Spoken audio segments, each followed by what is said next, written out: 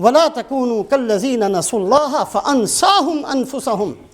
اللہ پاک نے بڑا خاص معاملہ فرمایا ہے اس امت کے ساتھ، امتیازی طور پر بہت کچھ دیا، بہت کچھ دینا چاہتے ہیں۔ 7 جگہ ایسی اللہ نے قرآن میں فرما دی کہ دیکھو یہ کام نہ کرنا، ایسے لوگوں کی طرح نہ بننا، اگر ایسے لوگوں کی طرح بنو گے تو یہ کر دیا جائے گا تمہارے ساتھ۔ وَلَا تَكُونُوا كَالَّذِينَ نَسُوا اللَّهَ فَأَنْسَاهُمْ أَنفُسَهُمْ أُولَٰئِكَ هُمُ الْفَاسِقُونَ۔ یہ لوگ ہیں جو نافرمانوں میں شمار کر دیے جائیں گے۔ ایک اور آیت شریفہ اللہ فرماتے ہیں وَلَا تَكُونُوا كَالَّذِينَ آذَوْا مُوسَىٰ۔ ایسے لوگوں کی طرح نہ بننا جنہوں نے حضرت موسیٰ علیہ السلام کو بڑی تکلیفیں پہنچائیں۔ کون لوگ مراد ہیں؟ وہ بندے مراد ہیں جو زبان سے کہتے تھے کہ موسیٰ ہم آپ پر ایمان لائے، اپنے آپ کو امتی کہتے تھے، فرعونی نہیں، بنی اسرائیل کے وہ افراد جنہوں نے ایمان کو قبول کیا تھا، جنہوں نے لا الہ الا اللہ موسیٰ کلیم اللہ کلمہ پڑھا تھا، جو ہر وقت اپنے آپ کو امت موسیٰ میں سے کہا کرتے تھے، وہ تکلیف پہنچاتے تھے۔ انہوں نے ستایا موسیٰ علیہ السلام کو۔ کیسے؟ حضرت موسیٰ علیہ السلام سے کہنے لگے اللہ سے کتاب لے کر آئیں، ہم اس پر عمل کرنا چاہتے ہیں۔ اب حضرت موسیٰ علیہ السلام اللہ کے حکم سے تشریف لے گئے کوہ طور پر۔ پہلے 30 دن کا، پھر 10 دن اور 40 دن کا روزہ رکھا۔ اللہ پاک نے آسمان سے تورات تختیوں پر لکھی ہوئی نصیب فرما دی، لو جی لے جاؤ اپنی قوم کی طرف۔ اب حضرت موسیٰ علیہ السلام وہ تختیاں لے کر اپنی قوم کے پاس پہنچے تو کیا دیکھتے ہیں؟ بچھڑے کو معبود بنایا ہوا پوج رہے ہیں۔ کون لوگ تھے یہ؟ فرعون والے نہیں تھے، یہ وہ بندے تھے جنہوں نے کلمہ پڑھا ہوا تھا۔ ذرا سی موسیٰ علیہ السلام کو تاخیر ہوئی، کیا کر گئے تھے؟ مہینے بعد آ جاؤں گا، 40 دن کے بعد آئے۔ اللہ نے کہا 40 دن کا اور روزہ رکھو۔ انہوں نے کہا نہیں موسیٰ نہیں، یہی ہمارا خدا ہے۔ بچھڑے کو، گائے کے بچھڑے کو پوجنا شروع کر دیا۔ حضرت موسیٰ علیہ السلام نے تورات سامنے پیش کی، تختیاں تورات میں لکھے ہوئے احکامات سنائے۔ کہنے لگے کہ ہاں ہیں تو صحیح احکامات، لیکن موسیٰ واقعی اللہ نے دیے ہیں کہ آپ خود لکھ کر لے آئے؟ موسیٰ علیہ السلام اللہ کے بندو، میں اللہ کا نبی ہوں، اللہ نے مجھ سے کلام کیا ہے، اللہ نے مجھ سے خود بات کی ہے۔ کہا نہیں لن نؤمن لک حتی نری اللہ جہرۃ۔ اے موسیٰ نہیں، ہم نہیں مانتے، ہم تو اس وقت مانیں گے جب خود اپنے کانوں سے سن لے، اپنی آنکھوں سے دیکھ لے۔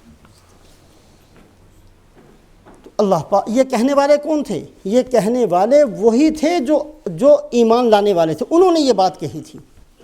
اذهب انت وربك فقاتلا انا هاهنا قاعدون۔ اے موسیٰ اپنے اللہ کو لے جائیں، ہم تو یہیں بیٹھ کر انتظار کریں گے۔ کس نے کہا تھا؟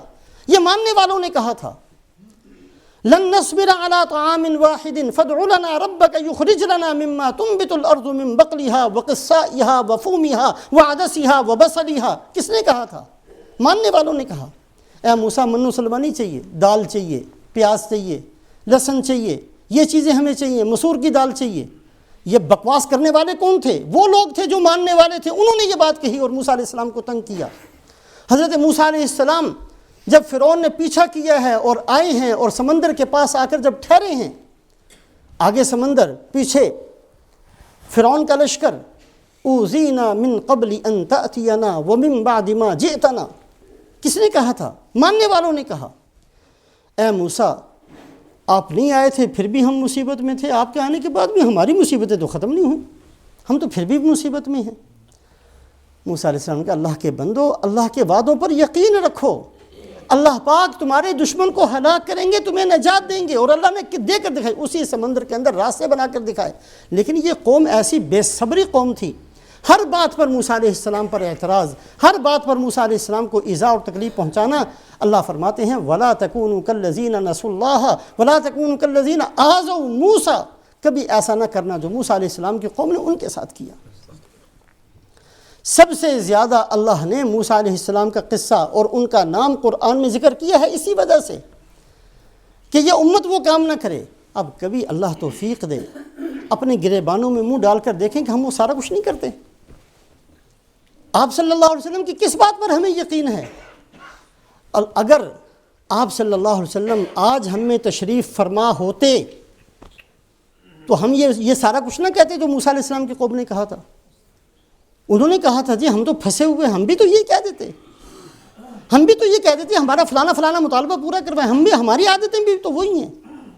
اللہ پاک نے اس امت کے ساتھ امتیازی انعامات کا معاملہ کیا. اس لیے اللہ فرماتے ہیں دیکھو ان لوگوں کی طرح تم نہ بننا. اس امت کو بہت کچھ دیا ہے، بہت کچھ دینا چاہتے ہیں، لیکن اللہ فرماتے ہیں ایسا نہ کرنا جیسے یہ سب کے سب کرتے آئے.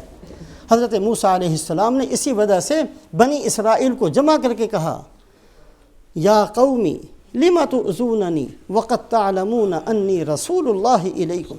اے میری قوم کب تک مجھے ستاؤ گے، کتنی تکلیفیں پہنچاؤ گے مجھے، حالانکہ تم جانتے ہو میں اللہ کا رسول ہوں، جاننے کے باوجود پھر تکلیفیں پہنچاتے تھے. آج ہم قرآن جاننے کے بعد قرآن کو اٹھا کر ایک طرف رکھتے ہیں. جہالت کی وجہ سے نہیں ہم بے دین، ہم حدیث سے غافل ہونے کی وجہ سے بے دین نہیں ہیں. ہم جانتے ہیں اللہ کے نبی کے فرمان کو پھر ہم نے چھوڑا ہوا ہے.